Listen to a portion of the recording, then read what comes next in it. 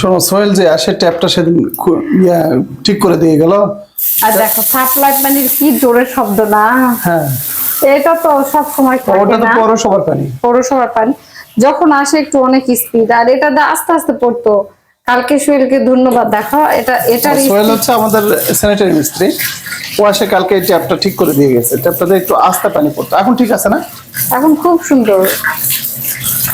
খালাও বলতেছে যে খুব সুন্দর হয়েছে। আমি মুরগির মাংসগুলো মিস্ত্রি ছাড়া কি কাজ হয় নাকি? আমি অনেকবারই চেষ্টা করলাম, কিন্তু ওসব ব্র্যান্ডস ওগুলা তো আমার কাছে নাই। মাংস পিস গুলা না বড় বড় করে রাখছে, বুঝছো?